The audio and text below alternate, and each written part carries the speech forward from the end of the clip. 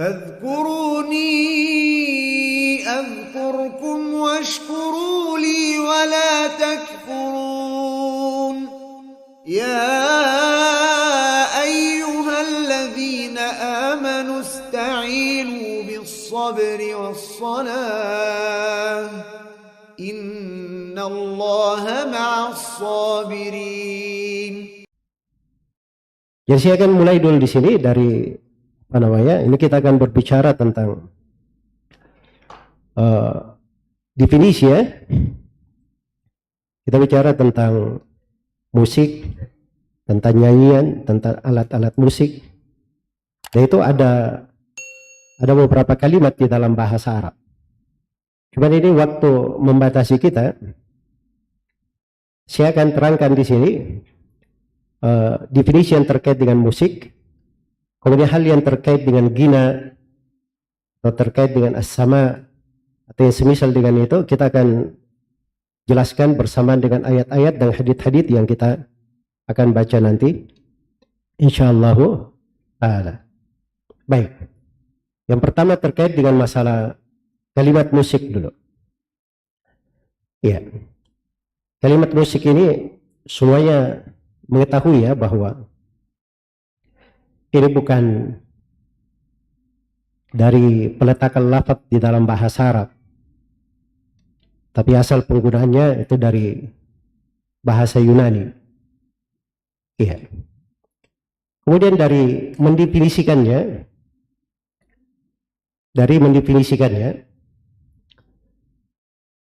disebutkan definisi-definisi di kalangan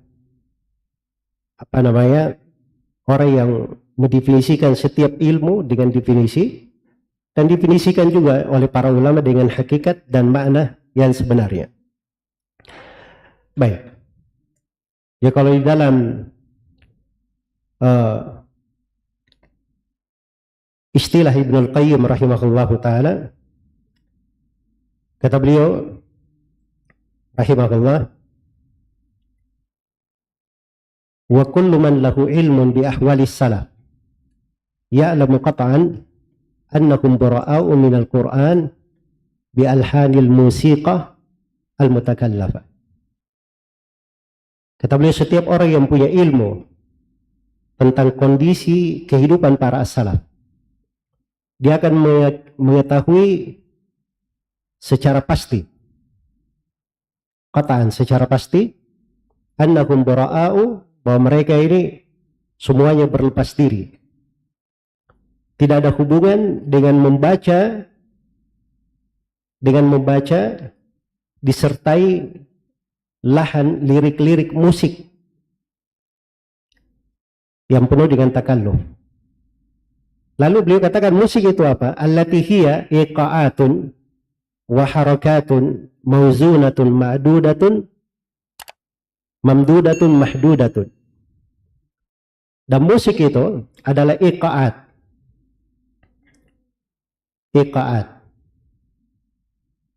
Dia adalah penerapan dari nada-nada, waharakat dan harakat-harakat, mauzuna yang tertimbang, ma'duda terhitung, mahduda dan terbatas. Iya. Baik. Jadi ini yang disebut dengan istilah musik oleh Ibnu Al-Qayyim rahimahullahu ta'ala. Kalau Ibnu Al-Abidin, beliau bahasakan beliau bahasakan dengan bahasa yang lain. Ibnu Al-Abidin ini dari ulama Hanafiyah. Kata beliau rahimahullah, wa ilmul musiqa bikasril qaf, dikasrah qafnya. Saya dikata ilmul musiqi huwa ilmun riyadiyun yu'rafu minhu ahwalun nagam wal iqa'at. Dia adalah ilmu riyadi, pelatihan, yang dikenal darinya kondisi an-nagam, irama-irama wal iqa'at, dan bagaimana pelantunannya. wa kaifiyatu ta'lifil luhum, dan bagaimana menyusun lirik-lirik, wa ijadul alat, dan bagaimana mengadakan alat-alat, untuk hal tersebut. Iya. Baik. Maudu'uhu as-saut min jihati ta'thirihi fin nufus. Tema pembahasan musik ini adalah suara. Dari sudut bagaimana suara ini memberi pengaruh ke dalam jiwa. Bi'tibari nidamihi fi tabaqatihi wa zamani. Diukur dari sudut tingkatannya dan waktunya dan masanya. Itu yang disebut dengan al-musiqa. Iya. Dan Khawarizmi ketika berbicara tentang bab musiqa dari kitab Mafatih al-Ulum, ketika dia definisikan tentang iqa, dia katakan al-iqa, musiqa itu pembahasannya ada dua, pembahasan pokoknya. Pembahasan yang pertama adalah kondisi irama, kemudian yang kedua waktu di dalam mengiramakannya. Yang pertama disebut ilmu ta'lif, bagaimana merangkai, menyusunnya, dan yang kedua disebut ilmu iqa, bagaimana dia melantunkannya, mengiramakannya, menerapkannya. Baik. Jadi itu yang disebut dengan ilmu musik. Ya, kalau dilihat dari sini di pembahasan al-musiqa, itu ada didefinisikan di dalam Kamus Bahasa Arab juga ada. Ketika dia sudah masuk dari bahasa Yunani diarabkan, maka orang Arab mendefinisikannya. Iya. Karena itu disebut di buku-buku bahasa. Dan ini ada makna disebut oleh Al-Azhari, Ibn Mandur, Az-Zubairi, ya, tentang al-iqa itu, bahwa dia adalah al-iqa al-hanul gina, itu lirik-lirik nyanyian, lirik gina yang disenandungkan, sebab kata nyanyian ini kan kalau bahasa Indonesia, nyanyian kan banyak bentuknya ya, yang disenandungkan juga banyak bentuknya, iya. Tapi ketika para ulama mutlakkan kata al-gina yang mereka inginkan itu adalah gina yang diharamkan. Baik.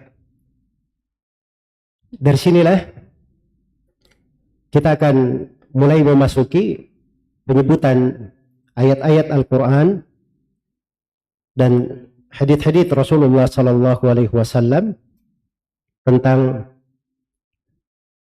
hukum dari gina dan musiqa ini. Baik. Dan ada hal yang juga perlu saya ingatkan ya.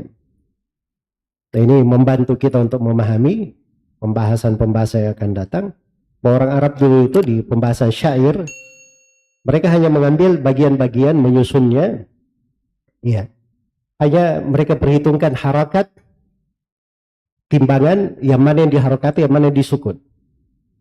Adapun menyanyikannya, melantunkannya, ada dari lirik-liriknya, itu datang belakangan terjadi. Iya. Setelah ada namanya Al-Huda, di mana mereka mulai ketika mengembalakan unta, kadang mereka berucap sesuatu yang kayak dilantunkan begitu, itu baru mulai terjadi di masa itu. Baik. Nanti setelah itu, begitu Islam itu datang, hal tersebut ditinggalkan. Masuk kembali datang setelah umat ini mengenal dari semakin luas wilayahnya. Akhirnya ada tawanan-tawanan perang yang datang dari mana? Dari negeri-negeri ajam. Nah, mereka inilah yang datang di tengah umat Islam. Sebagian dari mereka membawa dari lirik-lirik, musik-musik ini akhirnya berpengaruh kemana? Umat Islam. Berpengaruh ke umat Islam. Jelas ya?